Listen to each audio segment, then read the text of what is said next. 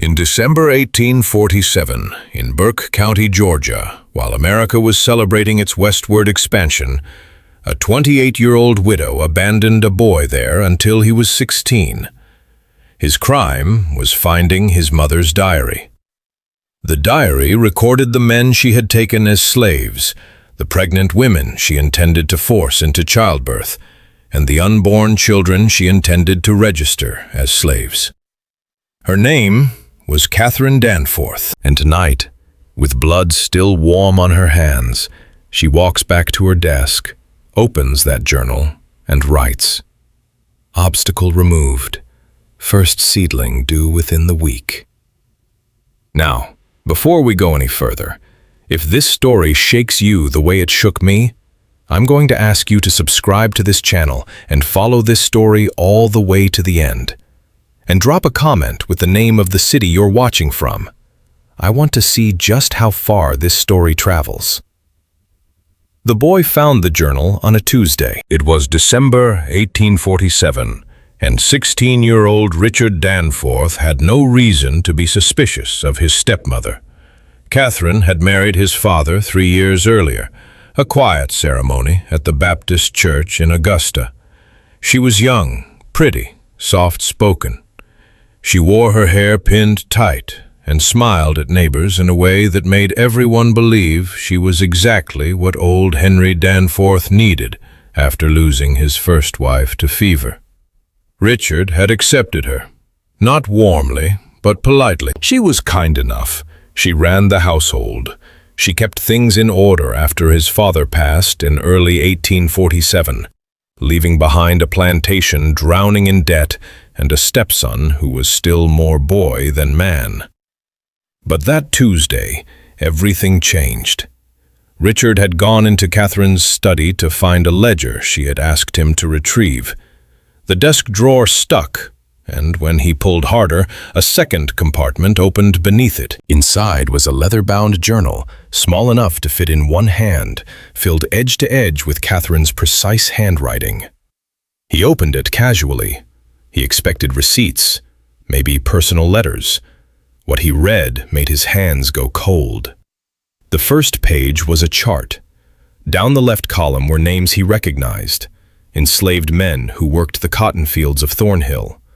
Beside each name, Catherine had written physical descriptions: height, weight, shoulder width, teeth condition. She had even noted which ones had fathered healthy children before. Across the top of the chart, she had written one word: pairings. Richard turned the page. The next entry was dated 5 months earlier, July 1847. Catherine had written in a calm, steady hand, "First planting successful. Rootstock selected for size and temperament. Seedling expected February. If male, will be retained. If female, reassess at maturity." Richard read it again and again. His mouth went dry. She was not talking about cotton. She was talking about children. He flipped forward, page after page, the same clinical language.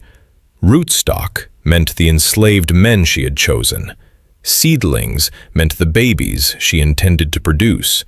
Planting meant conception. She had mapped out a breeding program with the same precision a farmer would use for livestock, except these were human beings. And the woman carrying the first child was Catherine herself. Richard closed the journal. He sat in the chair for a long time, staring at the wall, trying to convince himself he had misunderstood. But he had not misunderstood. The language was coded, but the meaning was unmistakable. His stepmother was deliberately conceiving children with enslaved men, and she planned to register those children as enslaved property. Her own biological children, born from her own body, listed as assets on a balance sheet. He put the journal back in the hidden compartment. He pushed the drawer shut, and he walked out of that room, carrying a secret that was already killing him, though he did not know it yet. That evening, Catherine called him to supper. She sat across from him, folding her napkin neatly in her lap and asked about the fences along the north field. Richard answered. His voice was steady, but his eyes would not meet hers. "You look pale," Catherine said. "I'm fine." "You've been working too hard. A boy your age needs rest." I said I'm fine. Catherine studied him for a moment, then smiled. It was the kind of smile that did not reach her eyes. "Of course you are," she said softly. That night, Richard could not sleep. He lay in bed replaying what he had read, turning each phrase over in his mind. He thought about telling someone, the minister maybe, or his uncle in Augusta. But who would believe him? Catherine was a respected widow. She attended church. She paid her debts on time, and the journal was written in code that would mean nothing to anyone who had not seen the charts alongside it. He decided to wait, to watch, to gather more evidence before he acted. It was the worst decision of his short life. Over the following weeks, Richard began to notice things he had overlooked before. The way Catherine spoke to certain enslaved men, not with cruelty, but with a strange, evaluating calm. The way she walked through the quarters on Sunday afternoons, pausing at certain cabins, nodding to herself. The way she kept a separate ledger locked in her bedroom that she never let anyone touch. He noticed, too, that one of the field hands, a tall, broad-shouldered man named Solomon, had been moved from cotton picking to lighter duties around the main house. Solomon looked uncomfortable in his new role. He avoided Catherine's gaze. He flinched when she spoke his name. Richard cornered Solomon one morning near the smokehouse. "Why did she move you up to the house?" Solomon stared at the ground. "Mistress said I was needed here." "Needed for what?" Solomon said nothing, but his jaw tightened, and Richard saw something in his eyes that he recognized instantly. It was the same fear he had seen in his own reflection that Tuesday night. "She's doing something," Richard whispered. "I know she is. Tell me the truth." Solomon finally looked up. His voice was barely audible. "Boy, you don't want to know the truth. And even if you did, knowing it won't save you. It won't save any of us."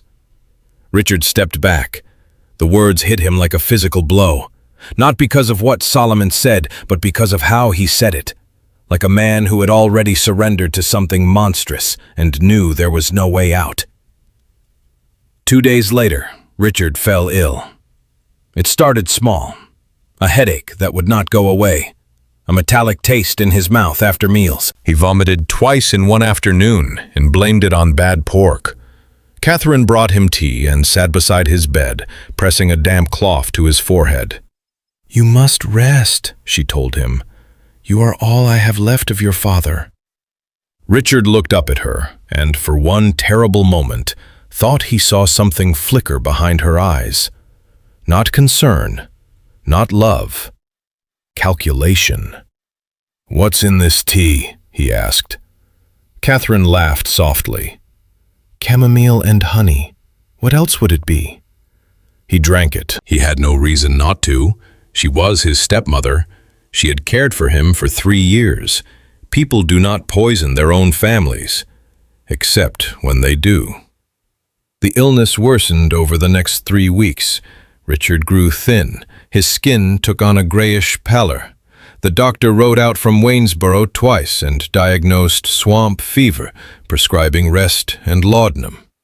Catherine thanked the doctor, paid him generously, and continued bringing Richard his tea every evening. By the 2nd week of December, Richard could barely stand. He called for Solomon, but was told Solomon had been sent back to the fields. He asked for paper to write a letter to his uncle, but Catherine said the postwriter would not come until January. He was isolated, weakened, silenced. On December 19th, 1847, Richard Danforth died in his bed. He was 16 years old. The cause of death was recorded as fever. No autopsy was performed. The minister said a prayer. 2 enslaved men dug the grave. Catherine wore black and wept at the funeral, with a grief so convincing that every neighbor who attended praised her devotion. 4 days later, on December 23rd, Catherine gave birth to a boy. She named him William and told everyone he was the posthumous son of her late husband Henry, conceived before Henry's death, born after. The timing was tight but plausible. No one questioned it. No one counted the months. A widow with a newborn deserved sympathy, not suspicion. But in her journal, Catherine wrote a different entry that night. The handwriting was steady. The tone was calm. First seedling delivered. Male. Strong lungs. Rootstock. Solomon. Seedling classified as property of Thornhill Estate. Value at maturity, estimated $800. She had given birth to her own son and, in the same breath, classified him as a slave.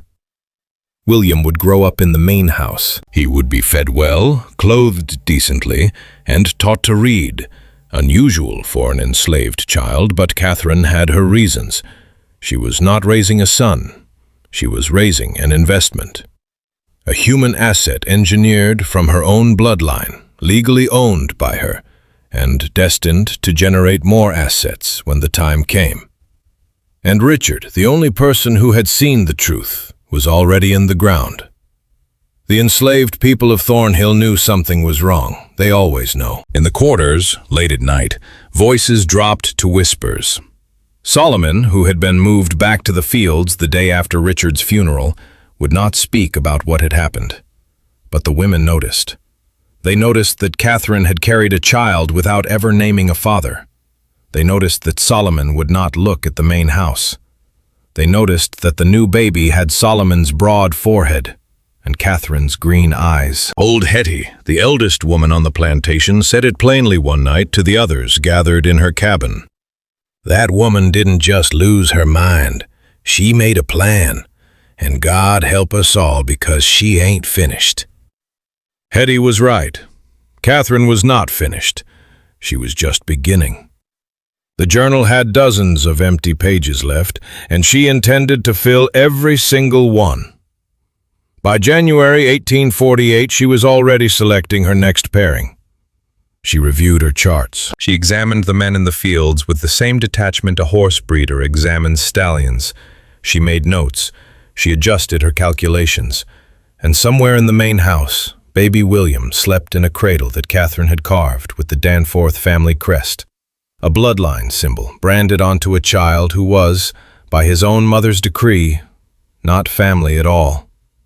He was property, and the woman who bore him was already planning how to breed him. The first year went exactly as Catherine planned. By the spring of 1848, baby William was thriving, and not a single soul in Burke County suspected the truth. Catherine attended Sunday services with the child in her arms, accepting condolences and casseroles from neighbors who saw nothing but a grieving widow raising her dead husband's son. She played the part with a precision that would have frightened anyone who knew what lived inside her mind. But Catherine was not grieving. She was counting. She counted the months since William's birth. She counted the days until she could conceive again. She counted the enslaved men in her fields the way a general counts soldiers before battle, assessing who was strong enough, healthy enough, obedient enough to serve her next purpose. By June 1848, she had chosen her second pairing. His name was James. He was 24, broad across the chest, quiet in temperament. He had been at Thornhill since he was 9 years old, sold away from his mother at auction in Savannah. He never caused trouble. He never spoke out of turn. Catherine noted all of this in her journal and wrote beside his name, "Ideal rootstock, compliant, strong frame, no history of illness." She summoned James to the main house on a Wednesday evening. He stood in the parlor with his hat in his hands, staring at the floor, waiting for instructions. Catherine closed the door behind her and locked it. "Do you know why you're here?" she asked. James shook his head. "No, ma'am." "You're here because I chose you, and you will do exactly as I say, or I will sell you south to the sugar fields in Louisiana. "Do you understand what happens to men in those fields, James?" He understood. Everyone understood. Louisiana sugar plantations were where enslaved men went to die. The work was brutal. The overseers were worse. A man sent there rarely lasted 5 years. "Yes, ma'am," James whispered. "Good. Then we have an agreement." There was no agreement. There was no choice. Catherine understood power with a clarity that most plantation owners never achieved. She did not need whips or chains to control people. She needed only the threat of something worse. And in the world of American slavery, there was always something worse. 9 months later, in March 1849, Catherine gave birth to her second child, a girl. She named her Eleanor and recorded the birth in her journal with the same cold efficiency as before. Second seedling, female, rootstock, James. Health, excellent. Classification, property of Thornhill Estate. Projected value at maturity with breeding potential, $1,200. She had looked at her newborn daughter and seen a price tag. Now, here is where the story turns in a direction that tests everything you think you know about human nature. Because Catherine did not neglect these children, she did not throw them into the slave quarters and forget about them. She raised William and Eleanor in the main house. She fed them from her own table. She taught William to read by the time he was 4. She braided Eleanor's hair every morning. To anyone watching from the outside, she was a devoted mother. But devotion and ownership are not the same thing. Catherine loved these children the way a rancher loves prized cattle. She invested in them because they were valuable. Every meal, every reading lesson, every braided ribbon was a calculated deposit into assets she intended to harvest later. And the harvest she had in mind was more children. By 1852, Catherine had given birth to 4 children: William, Eleanor, a second boy named Thomas, and another girl named Judith. 4 different fathers, 4 enslaved men who had no power to refuse, no voice to protest, and no legal standing to claim their own children. In the eyes of Georgia law, those children belonged to Catherine Danforth, not as family, as property. The fathers knew. Of course they knew. Solomon, who had fathered William, walked past the main house every day and saw his own son playing on the porch. He could see his own features reflected in the boy's face, the broad forehead, the strong jaw, but he could not speak to him. He could not hold him. He could not say the words son out loud without risking everything. One evening, Solomon broke. He found old Hetty sitting behind her cabin and spoke in a voice so low it was almost swallowed by the wind. "That boy is mine, Hetty. She took me to make that boy, and now he calls her Mama and doesn't even know I exist." Hetty grabbed his arm hard. "You keep your mouth shut, Solomon. You hear me?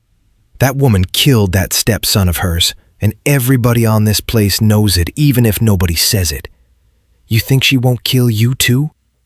Maybe dying is better than this." "Dying is never better. Not when that boy might need you someday. You stay alive, Solomon. You stay alive and you wait." "Wait for what?" Hetty looked at him with eyes that had survived 60 years of slavery. "For God to do what God always does to people like her. You wait for the reckoning." But the reckoning was not coming fast enough. By 1855, Catherine had expanded her operation beyond her own body. She began pairing enslaved women on the plantation with men she had selected, designing matches based on the same criteria she used for herself: health, strength, temperament. She kept charts in the east wing of the mansion, mapping out bloodlines 3 generations into the future. She tracked every pregnancy, every birth, every death. She terminated pregnancies that did not fit her plan and punished women who conceived outside her schedule. A young woman named Mary was whipped 30 lashes for becoming pregnant by a man Catherine had not approved. The father, a field hand named Peter, was sold to a trader passing through on his way to Mississippi. Mary never saw him again. She became pregnant alone and gave birth to a baby girl, whom Catherine immediately added to her breeding list as secondary seedling, to be judged at 12 years old. The plantation grew. By 1857, Thornhill had more people than at any other time in its history, and Catherine hadn't bought a single one. Every new life on that property had been engineered, planned, manufactured. The cotton production increased. The debts that had nearly destroyed her 10 years earlier were fully paid. Neighbors remarked on Catherine's remarkable management skills. The county tax assessor noted that Thornhill's human property had tripled in value in a decade. No one asked how. No one wanted to know. But inside the quarters, the truth was rotting everything from within. The enslaved community at Thornhill lived under a terror that went beyond the ordinary horrors of slavery. They understood that Catherine did not simply own them, she was designing them. She decided who could have children and who could not. She decided which babies would live and which pregnancies would end. She controlled the most intimate act of human existence and turned it into production. The women whispered about it in the dark. They called Catherine the breeder, when no white person could hear. They held their children tighter at night, knowing that every healthy baby was not just a blessing, but a target, another body Catherine might claim for her charts. And then came Sarah. Sarah was 15 in 1858. She was the daughter of an enslaved woman named Ruth, and she had grown up on Thornhill knowing nothing but Catherine's rule. She was small for her age, narrow in the hips, with a quiet disposition that made her almost invisible. Catherine had noted her in the journal years earlier as undersized but acceptable, pair at first opportunity. That opportunity came in the autumn of 1858. Catherine selected a pairing for Sarah, a 26-year-old man from the far end of the plantation named George. Sarah did not know George. She did not want to know George. She was 15 years old and she was terrified. Ruth went to Catherine directly, which almost never happened. She stood in the parlor, trembling, and spoke the most dangerous words an enslaved woman could speak to her owner. "Please, not my daughter. She's too young, she's too small. It will kill her." Catherine did not raise her voice. She did not threaten. She simply said, "Ruth, your daughter is my property. I will decide what happens to her body. If you interfere, I will sell you to the first trader who comes through, and you will never see Sarah again. Do you understand?" Ruth understood. She walked out of that parlor and collapsed behind the kitchen house and screamed into her apron until her voice gave out. Sarah was paired with George that winter. By spring, she was pregnant. The pregnancy was difficult from the start. Sarah was too young, too small. The midwife in the quarters, an old woman named Della, told Catherine that the girl needed a doctor. Catherine refused. Doctors cost money and asked questions. In November 1858, Sarah went into labor. It lasted 2 days. Della did everything she could, but the baby was positioned wrong, and Sarah's body was not ready for what was being demanded of it. On the second night, Ruth knelt beside her daughter, holding her hand, wiping sweat from her forehead, whispering prayers that she already knew would not be answered. Sarah died just before dawn. The baby died with her. Ruth carried her daughter's body out of the cabin herself. No one helped her. No one could. Catherine recorded the loss in her journal with 2 words: "Seedling failed." That was it. 2 words for a 15-year-old girl and her child. 2 words for Ruth's entire world. Ruth never spoke again. Not one word. For the remaining years of her life on Thornhill, she moved through her work in absolute silence. The other women understood. There are griefs that language cannot hold, and Ruth had found one. But grief was not the only thing growing in the quarters. Something else was building, slower, quieter, harder to name. It was not yet rebellion. It was not yet hope. It was the simple, irreducible knowledge that what was happening at Thornhill was not just slavery.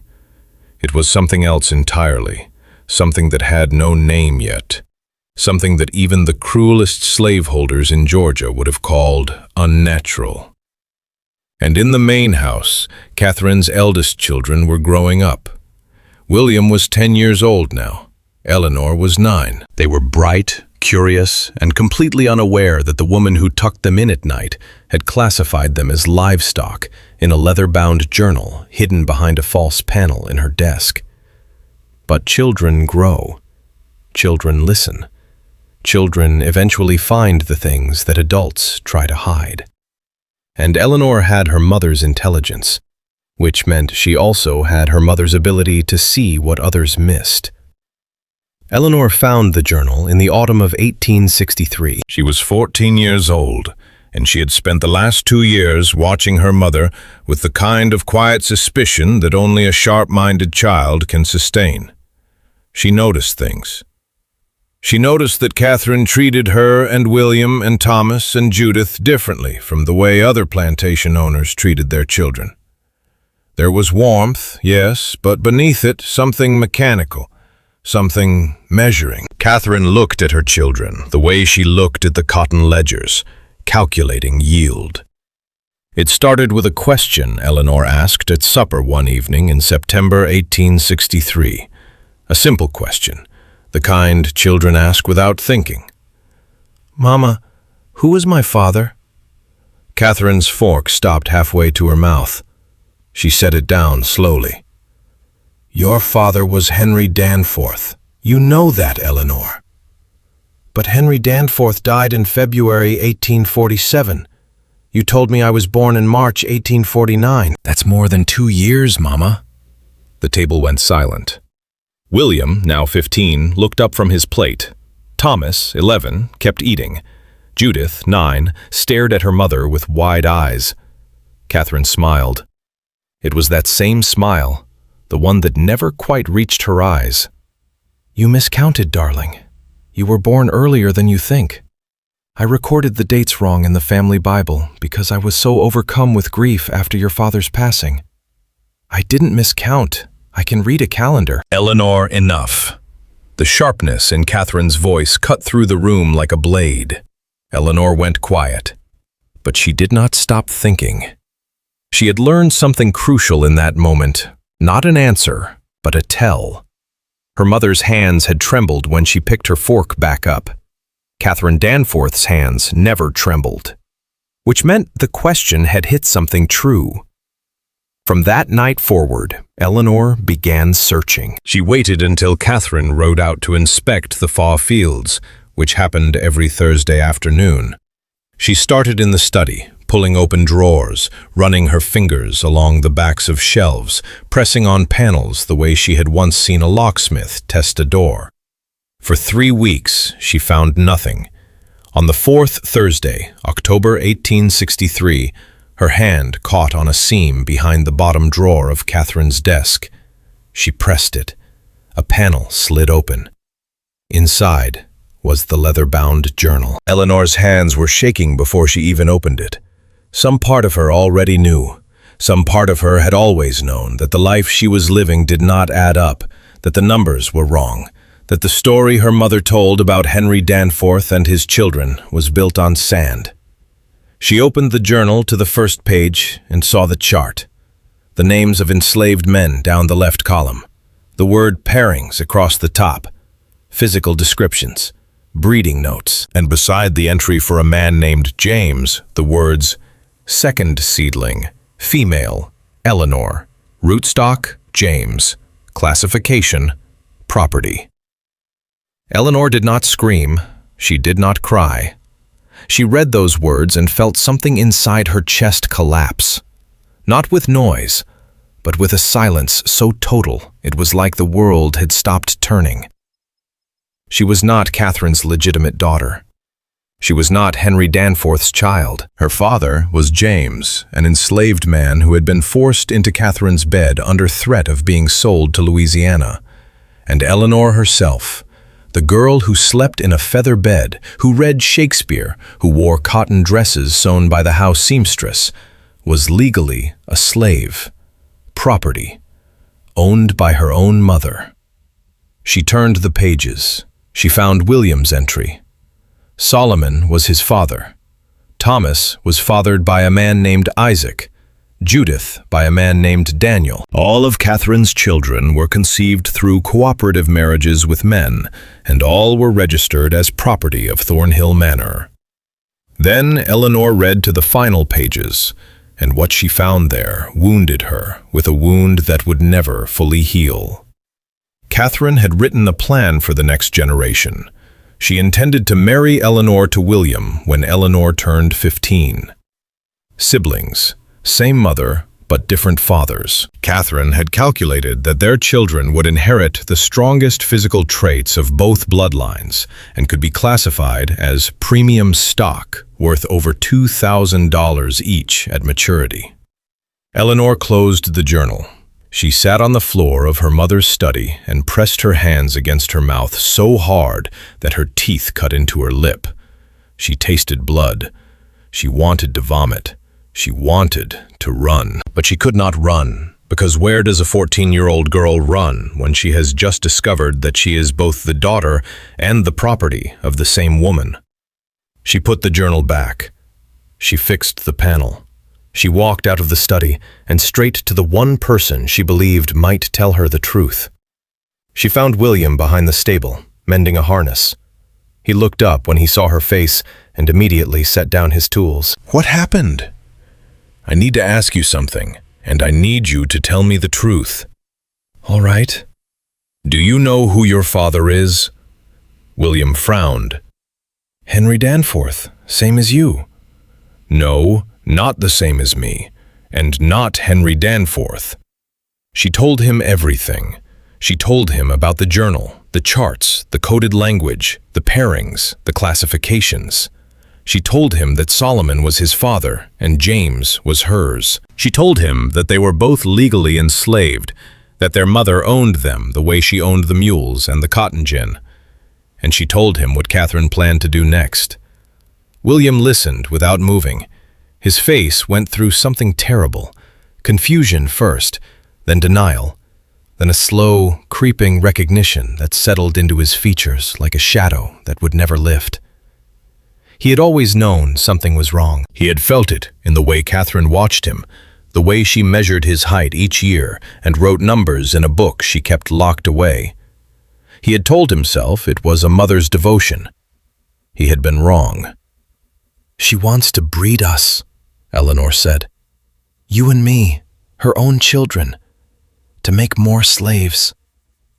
William's voice came out as a rasp. That's not possible. She wouldn't. I read it in her handwriting, William. She already has names picked out for the children she expects us to produce. For a long moment, neither of them spoke. The weight of what they now knew pressed down on them like something physical, something with mass and gravity that could crush bone. Then William said something that changed the direction of everything. We have to tell the others. The others?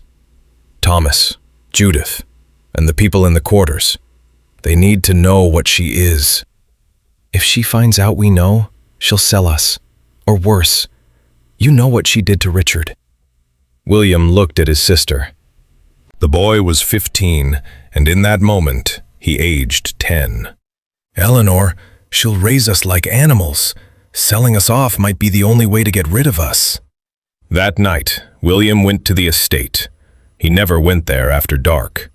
The slaves watched him approach with suspicion. He was from a good family, fed at Catherine's house, dressed in clothes they could never afford. They didn't trust him, and he couldn't blame them. He found Solomon sitting alone behind Hetty's old log cabin. Hetty had died 2 winters earlier, and Solomon had taken to sitting in her spot, as if her ghost might offer the counsel she had given him in life.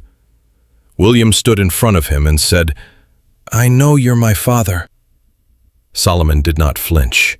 He did not deny it. He looked up at the boy who carried his blood and said, "How long have you known?" "Since this afternoon. My sister found the journal." Solomon closed his eyes. 16 years. 16 years he had watched this boy grow from a distance, unable to speak, unable to touch, unable to claim. And now the boy was standing in front of him, calling him what he was, and all Solomon could feel was a grief so deep it had no bottom. "She's going to pair me with Eleanor," William said. "My own sister. She has it written down." Solomon stood up. His hands were fists at his sides. "No, that will not happen." "How are you going to stop her? She owns us, all of us." "Legally, I am not your son. I am her property. I don't care what the law says. You are my son, and I will die before I let that woman turn you into what she is." Word spread through the quarters within hours.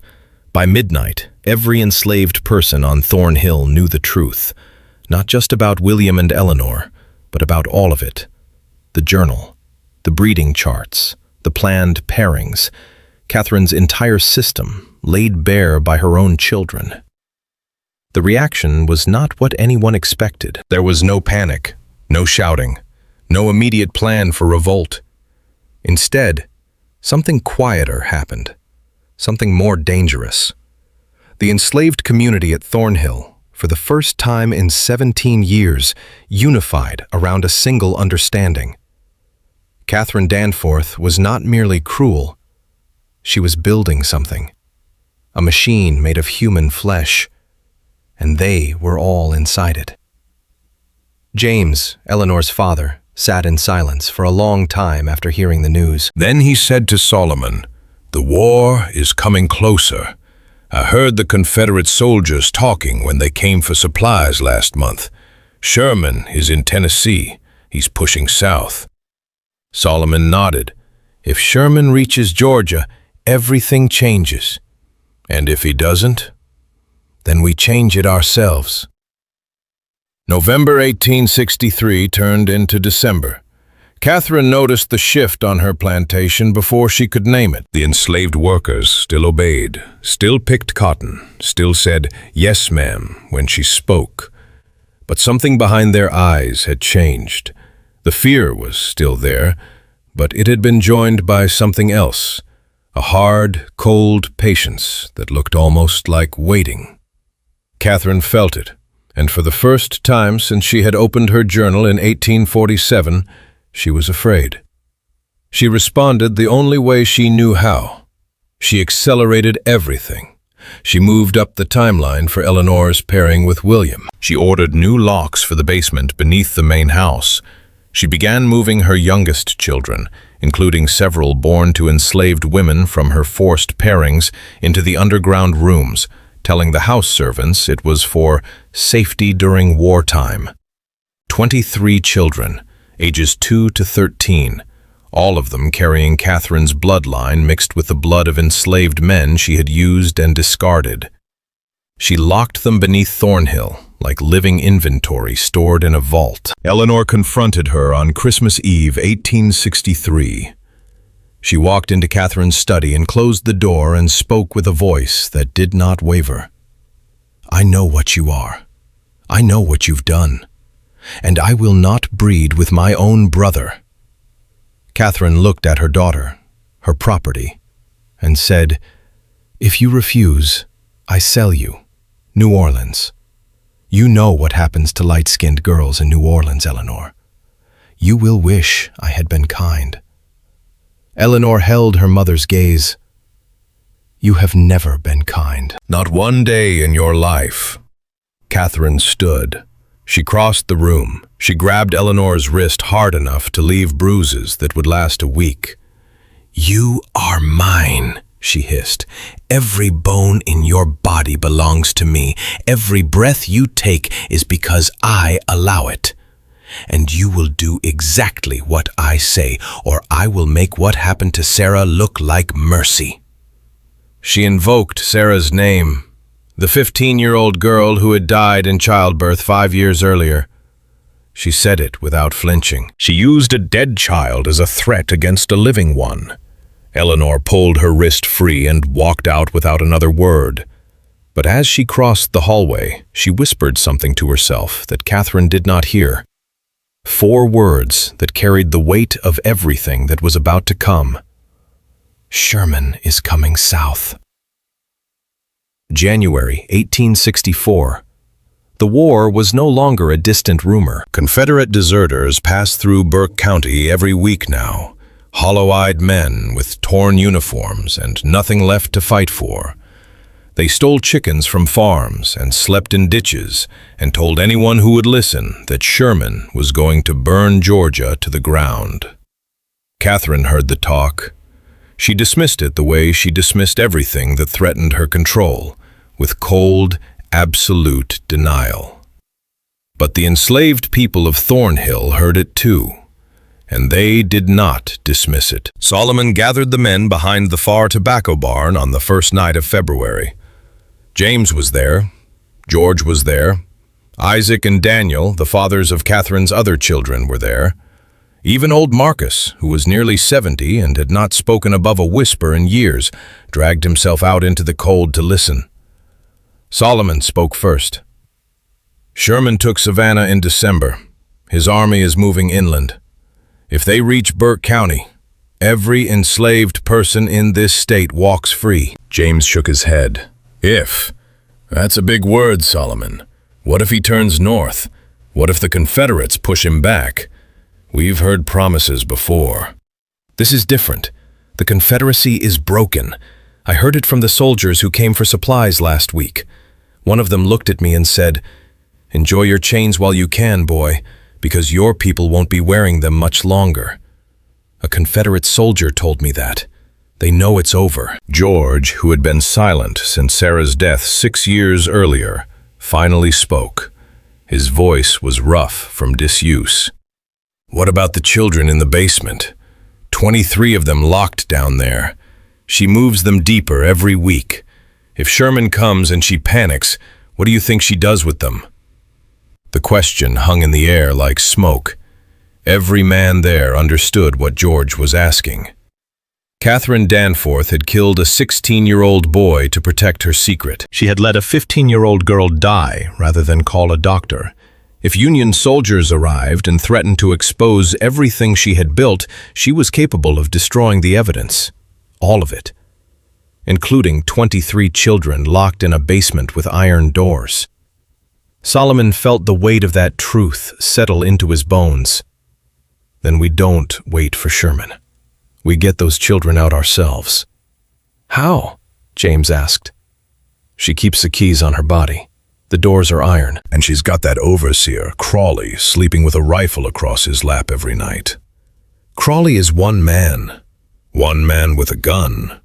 And we are 30 men with nothing left to lose." The argument went back and forth until nearly dawn. In the end, they agreed on a plan that was less a plan than a prayer. Wait for the Union Army to get close enough that chaos would provide cover, then move on the basement while Catherine was distracted. It was fragile. It was desperate, but it was all they had. February turned into March.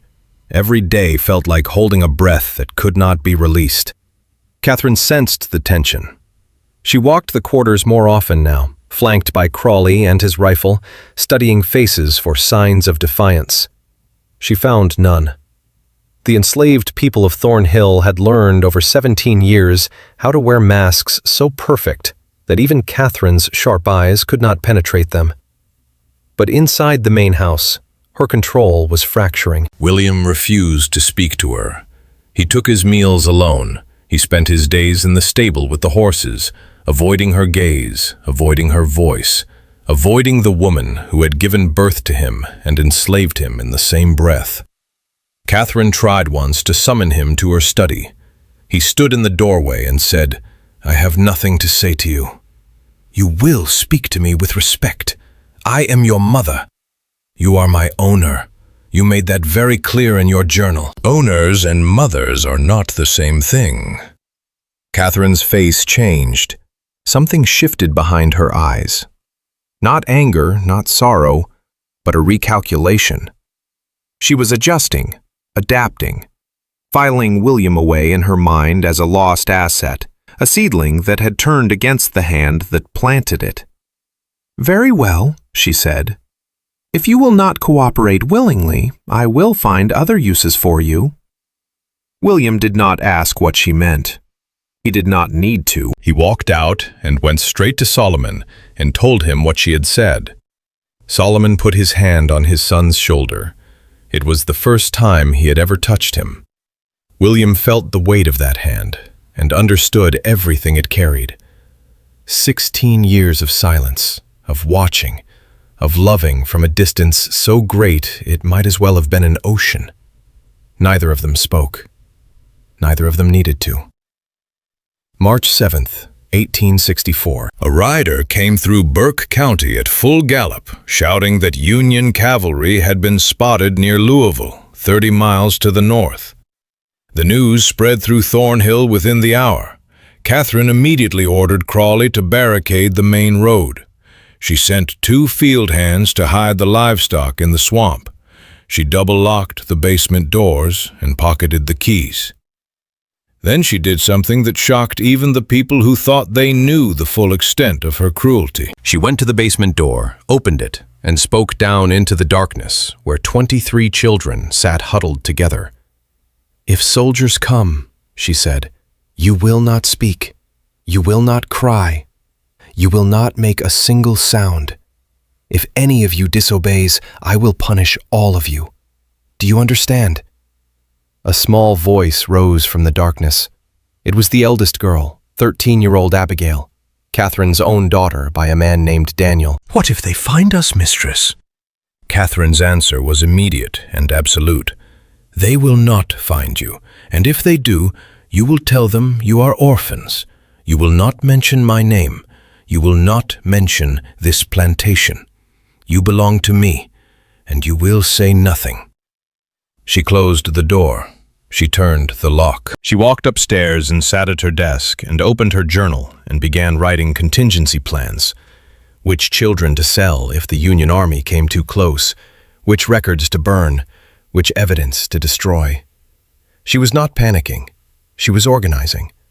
Even now, even at the edge of ruin, Catherine Danforth's mind worked like a machine. March 12th, 1864. The Union soldiers arrived. They came from the north, a detachment of the 34th Massachusetts Infantry, moving through Burke County on a reconnaissance mission. They were not looking for Thornhill specifically. They were looking for Confederate supply caches and hidden weapons. But when they rode up the main road and saw the barricades, they stopped. The commanding officer, a captain named John Mercer, dismounted and walked toward the main house. Catherine met him on the front porch. She was calm. She was composed. She smiled the way she always smiled, warmly, convincingly, with nothing behind it. "Good afternoon, Captain. How can I help you?" "Ma'am, we're searching properties in the area for Confederate supplies. I'll need to inspect your buildings." "Of course. You'll find nothing here but cotton and a widow's grief." Mercer searched the barn, the smokehouse, the storage sheds. He found nothing unusual. He was about to leave when one of his soldiers, a young private from Boston who had never set foot in the South before that year, heard something. A sound so faint it was almost invisible beneath the wind. A child crying. The private stopped. He looked at the ground. He looked at the main house. He followed the sound to a set of iron doors at the base of the eastern wall, half covered by dead brush. "Captain," he called out, "there's something down here." Catherine moved fast. She stepped forward and said, "That's a root cellar. Storage. Nothing of interest." Mercer looked at her. Then he looked at the iron doors. Then he looked at the padlock, which was new and heavy, and entirely wrong for a root cellar on a struggling plantation. "Open it," he said. "Captain, I really must protest. This is private property and I—" "Ma'am, open it. Now." Catherine did not move. Her hand went to her pocket, where the keys sat. Mercer saw the gesture. He nodded to two of his soldiers. They stepped forward with a pry bar and forced the lock. The doors swung open. The smell hit them first. Stale air, unwashed bodies, human waste. Then the light from the afternoon sun fell into the darkness, and the soldiers saw them. 23 children, huddled together in a space meant for storing root vegetables. The youngest was 2. The eldest was 13. All of them had the same pale green eyes. All of them had auburn hair, streaked with gold. They all bore the unmistakable features of Catherine Danforth, mixed with those of the captured men she had used as her offspring for 17 years. The eldest, Abigail, rose. She trembled, but looked directly at Captain Mercer and said, "Mistress said we are her legacy. We cannot leave. We are her blood." Mercer stared at the child. He looked back at Catherine, and in that moment, the mask finally crumbled. Catherine's composure did not break with tears or screaming. It broke with stillness, a total frozen emptiness that spread across her face like ice over a pond. She knew it was over. 17 years of planning, breeding, controlling, killing. All of it undone by a child's cry and a soldier who listened. Mercer ordered Catherine detained. His men brought the children out of the basement one by one, carrying the smallest ones, guiding the older ones into the daylight that some of them had not seen in weeks. Solomon was there. He watched his son William help lift a 3-year-old boy out of the darkness, and he wept openly for the first time in 16 years. Eleanor stood in the yard and watched her mother being led away by Union soldiers. Catherine did not look back. She did not cry. She did not beg. She walked with her spine straight and her chin raised, as if she were still the mistress of Thornhill and not a woman whose empire of flesh and blood had just collapsed around her. Eleanor whispered to William, "It's over." William shook his head. "No, it's not over. It won't be over until every person in this country understands what she did and why the law let her do it." Mercer seized Catherine's journals. He read them that night by lamplight and reportedly could not finish. He wrote a confidential letter to his commanding officer describing what he had found, calling it an abomination beyond the ordinary cruelties of the institution. The letter was filed. The report was classified. Too scandalous, the officers decided. Too grotesque for public knowledge. Too revealing about what slavery actually was when followed to its logical end. Thornhill Estate was abandoned. The buildings rotted. The fields returned to scrub. Within a decade, local histories had erased the plantation entirely, as if it had never existed. Catherine Danforth's name disappeared from county records. The children scattered across Georgia and the Carolinas, carrying a bloodline forged in horror and a story that no one wanted to hear. But the story survived. It survived in the letters Mercer sent home to Massachusetts. It survived in the whispered memories of the descendants who knew where they came from, even when the world told them to forget. It survived because the truth about Thornhill was never really about one woman's madness. It was about a system that gave her the tools, the legal framework, and the social permission to do what she did. Catherine Danforth did not break the law.